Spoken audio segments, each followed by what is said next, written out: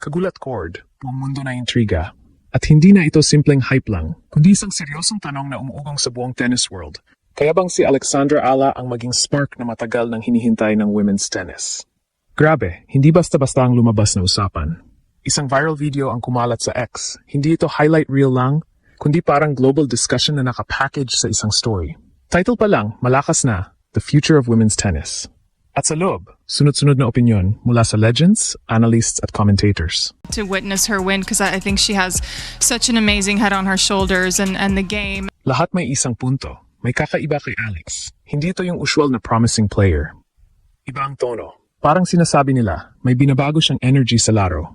Makikita sa video ang mga panel discussions na seryoso ang dating, may tactical breakdowns, pero sa likod ng analysis, ramdam mo ang excitement. Hindi lang nila pinag-usapan kung gaano siya kagaling.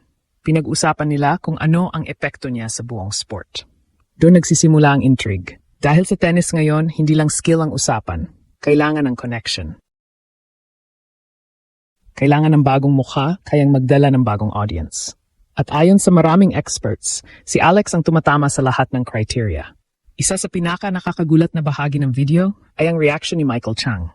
Wow, I mean, she's been doing great. Isang legend, isang Grand Slam champion, at sa simpleng reaksyon niya, ramdam mo ang recognition. Hindi man ito dramatic, pero malinaw.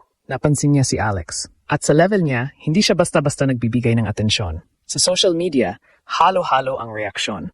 Pinoy fans ay puno ng pride at disbelief. Yung tipong grabe, world stage na talaga to. Hindi na lang tayo nanood, tayo nang pinag-uusapan. Bawat post, bawat share, may kasamang excitement at kaba. Samantala, ang international fans ay curious. Sino tong Filipina na biglang laman ng usapan? Bakit siya ang sentro ng attention? At totoo bang siya ang next big thing? Ang mga tanong na yan ang lalong nagpapainit sa narrative. Dahil hindi lang ito tungkol sa performance niya sa court. Nakita natin sa Miami ang packed crowds, viral highlights at fearless play. Pero higit pa doon, ang hinahanap ng tennis world ay identity. Isang player na may story, may connection at kayang magdala ng bagong audience. At si Alex, parang natural niyang ginagawa yon. Lefty power, composed sa pressure, at may personality na humble, pero confident. Hindi siya maingay, pero ramdam mo. Hindi siya flashy, pero effective. At minsan, yun ang mas tumatago sa fans. Maraming analysts ang nagsasabing hindi coincidence ang pagtaas ng attention sa kanya.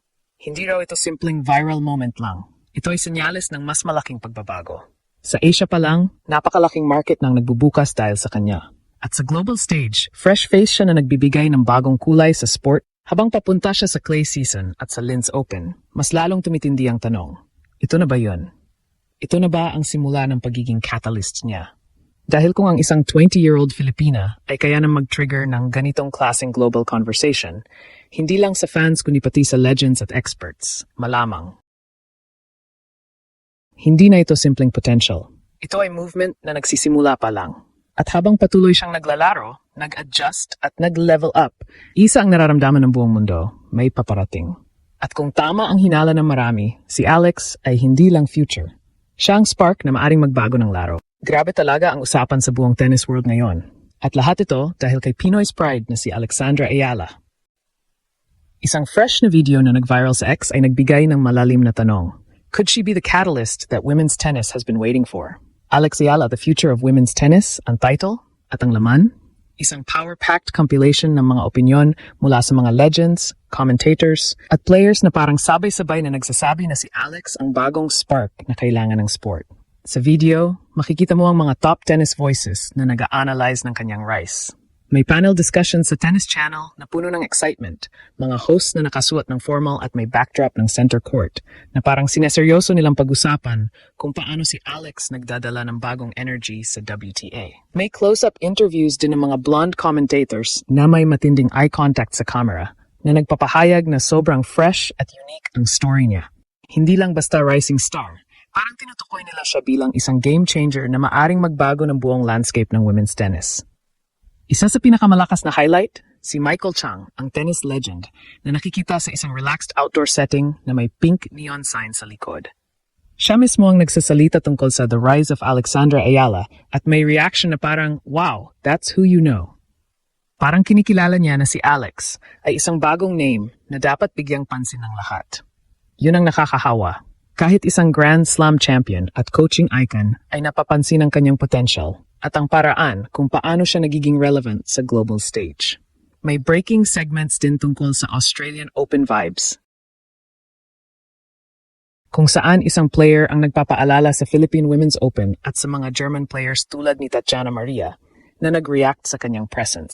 May on-court interviews sa blue hard courts, mga players na may pink skirts at red visors na nakikipag-usap sa reporters, at pati na ang mga press conferences sa Melbourne na may malalaking sponsor logos tulad ng Rolex, Emirates at Kia. Lahat ng clips na yun ay nagpo-point na si Alex ay hindi lang naglalaro. Nagdadala siya ng crowds, nagdadala ng bagong audience at nagiging dahilan kung bakit mas exciting ang tennis ngayon. Ang buong video ay parang isang love letter sa kanyang journey. Mula sa packed stadiums hanggang sa viral moments, ipinapakita na siya ang tipo ng player na maaring maging bridge sa pagitan ng old guard at ng bagong generation. Ang mga reactions sa social media nang lumabas to, puno ng intrigue at hype. Maraming Pinoy fans ang puno ng kaba pero sobrang proud, parang grabe. World-class na talaga ang usapan tungkol sa atin, ang dating. Global tennis lovers naman ay nahahalina. Biglang natutuklasan nila na ang isang 20-year-old Filipina ay maaring maging ang sagot sa what's next ng WTA. May mixed emotions, excitement na may halong, is this real? Pero ang overwhelming vibe ay admiration. Parang lahat ay naintriga. Paano nga ba siya nagiging catalyst? Dahil sa lefty power niya, sa humble at grateful attitude niya, o sa paraan kung paano niya daladala ang buong Pilipinas sa bawat laban. Sa video, ramdam mo talaga na ang tennis community ay naghihintay ng isang player na magdadala ng fresh energy, ng new demographic, at ng genuine connection. Si Alex, eksaktong tumutugma. Nakita na natin sa Miami Open kung paano niya ginulat ang mundo ng may sold-out grandstands at viral highlights. Ngayon, patuloy yon sa clay swing sa Linz. At ang video na to ay parang confirmation na hindi ito temporary hype. Legends tulad ni Michael Chang at mga commentators ay nakikita ang bigger picture.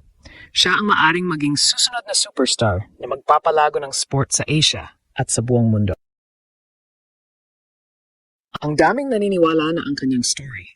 Mula wildcard days hanggang career high ranking. Mula packed crowds hanggang sa pagiging well-liked ng kapwa players. Ang eksaktong kailangan ng tennis para maging mas inclusive at exciting. May mga nagpo-post na parang she's not just playing, she's growing the game. Dahil sa paraan kung paano siya nagdadala ng bagong fans, lalo na sa younger generation at sa mga bagong market. Kahit sa kabila ng matinding competition mula sa veterans tulad ni Muchova hanggang sa rising stars, si Alex ay patuloy na nagpapatunay na may X-factor siya na hindi matutumbasan ng ranking lang. Si Alex mismo, base sa kanyang post-match at interview moments, ay nananatiling grounded at focused. Hindi siya nagpapakita ng yabang. Sa halip, thankful siya sa suporta at committed sa pagpapalago ng tennis sa Pilipinas habang daladala ang buong mundo sa kanyang mga laban. Yun ang nakakahawa sa lahat. Ang kanyang humility at hunger ang nagiging dahilan kung bakit maraming experts ang nagsasabi na siya ang future. Ang video ay nagiging spark ng mas malalaking usapan. Maari ba siyang maging ang bagong face na magbabago sa WTA tulad ng mga icons noon?